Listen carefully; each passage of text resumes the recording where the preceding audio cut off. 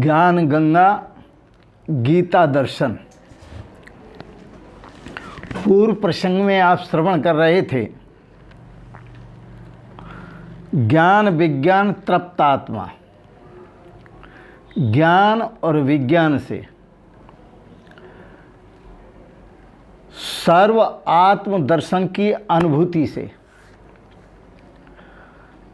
आत्मा और परमात्मा की एकता की अनुभूति से स्वरूप अनुभूति से जो तृप्त है उसके लिए सब बराबर है।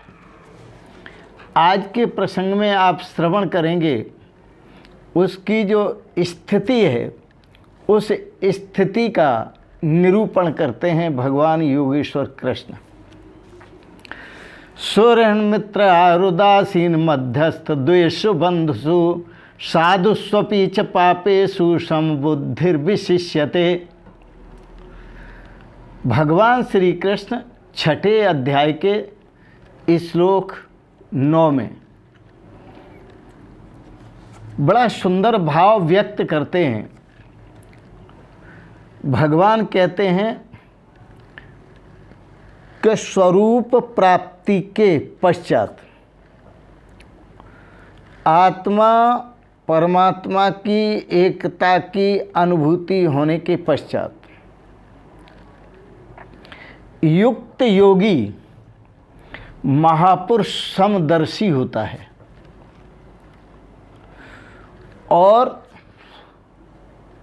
शास्त्र विहित कर्मों में समवर्ती भी होता है। वह पूर्ण ज्ञाता होता है,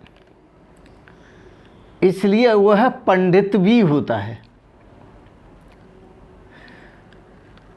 विद्या विनय संपन्न, विद्या सा विद्या या विमुक्त है, वही विद्या है जो मुक्ति दिलाती है, जो संसार बंधन से मुक्ति दिलाती है, भवसागर से मुक्त करती है।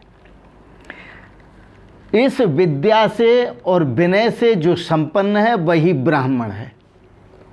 विद्या विनय संपन्न ब्राह्मण, ऐसा जो योगी है वो विद्या विनय से संपन्न ब्राह्मण में, चांडाल में, गाय में, कुत्ता में, हाथी में समान दृष्टि वाला होता है।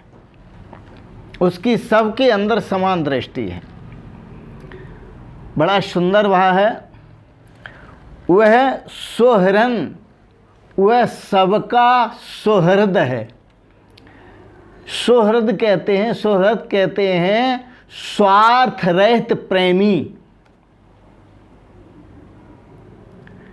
सुहृद कहते हैं कि स्वार्थ रहित प्रेमी, उसका कोई किसी से स्वार्थ नहीं होता, वो सबसे प्रेम करता है, उसको सुहृद कहते हैं।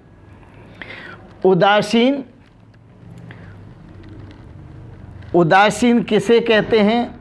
उदासीन कहते हैं पक्षपात रहित। उसके लिए न कोई अच्छा है न कोई बुरा है। वह जो बात करता है वह पक्षपात रहित करता है।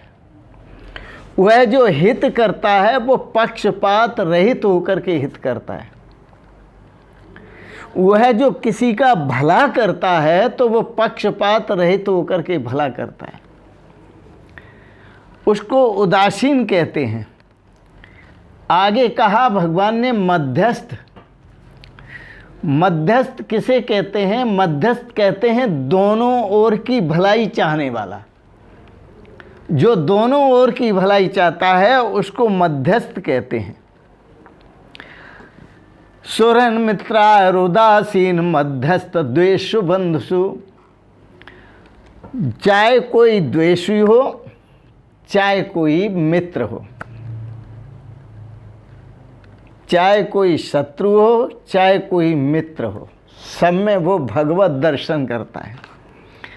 चाहे कोई साधु सज्जन पुरुष हो, चाहे पापेशु कोई पाप करने वाला पापी हो, समबुद्धि विशिष्यते, वह सब में समबुद्धि वाला होता है।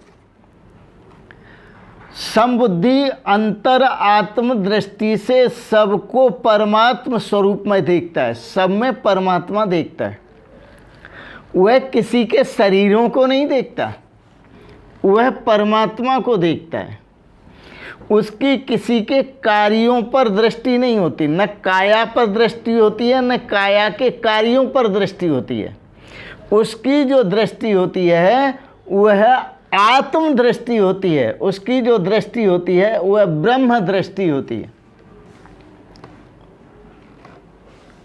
उसकी जो दृष्टि होती है वह आत्म दृष्टि होती है, सबको आत्म स्वरूप से देखता है। दादू एक ही आत्मा, दादू जी महाराज एक संत हुए, बहुत पहुँचे हुए संत। दादू एक ही आत्मा, साहिब ही सब माहे, साहिब के नाते मिलो भेष पंथ की नाहे। किसी से मिलना है तो किसी के भेष को देखकर ना मिलो, किसी के रूप को देखकर ना मिलो, किसी के पंथ को देखकर ना मिलो, अंतर आत्मा को देख करके मिलो। दादू एक ही आत्मा, तेरे में और मेरे में। यही तो प्रहलाद ने कहा था जब हिरण्याकश्यप ने पूछा, अब देखता हूँ कि तेरा रखवाला, तेरा परमात्मा कहाँ है।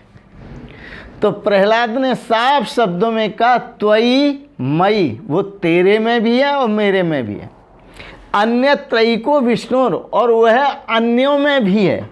एक ही परमात्मा है, वो सब में है, तेरे में भी है, मेरे में भी है और अन्य सब में भी है। व्यर्थम कुप्यसी, हे पिता तुम बेकार क्रोध करते हो, व्यर्थ में ही क्रोध करते हो। तुम्हारा क्रोध करना बिल्कुल बेकार है। किस पर क्रोध करते हो? यहाँ कोई दूसरा है ही नहीं। तो इसी प्रकार से उस योगी की, जो युक्त योगी है, उसकी जो दृष्टि होती है वो ब्रह्ममयी दृष्टि होती है। सहन मित्राय उदासीन मध्यस्थ द्वेषु बंधुषु साधु स्वपीच पापेषु समबुद्धिर्विश्यस्यते, क्योंकि वह समबुद्धि वाला होता है। समम ब्रह्म, समबुद्धि वाला होता है। ये समबुद्धि जिसके अंदर होती है उसको सत्य का बोध होता है, उसको ब्रह्म का बोध होता है, उसको परमात्मा का बोध होता है, उसको आत्मा का बोध होता है। जिसके अंदर ये ब्रह्म दृष्टि होती है, जिसके अंदर सद्बुद्धि होती है, वो कभी किसी के शरीर पर या शरीर के कार्यों पर दृष्टि नहीं रखता। वो सभी शरीरों में शरीरी आत्मा पर दृष्टि रखता है और आत्मा के स्वरूप, जो आत्मा का स्वरूप सतचित आनंद स्वरूप है, उस स्वरूप पर दृष्टि रखता है। वह युक्त योगी है। और युक्त योगी अपने भाव में, अपने सुंदर भाव में जीता है।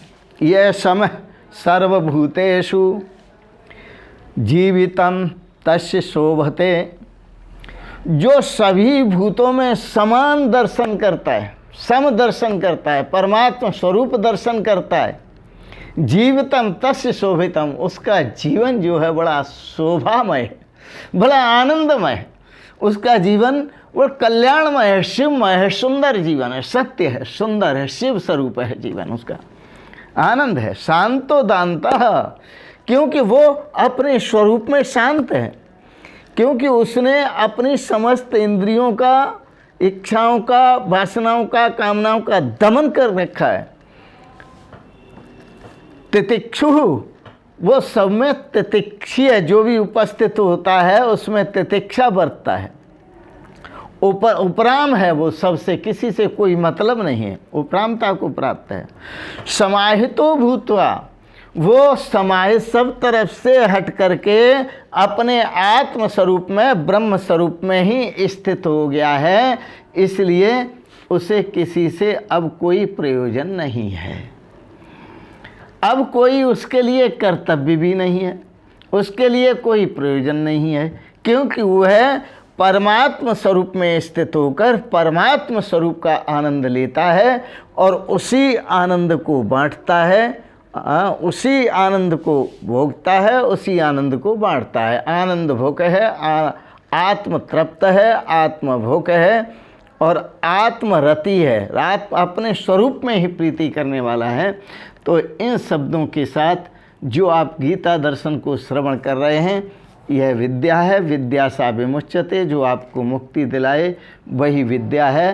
विद्या नाम सभी विद्याओं में यही एक विद्या है जो आत्म विद्या है और यही श्रेष्ठ विद्या है।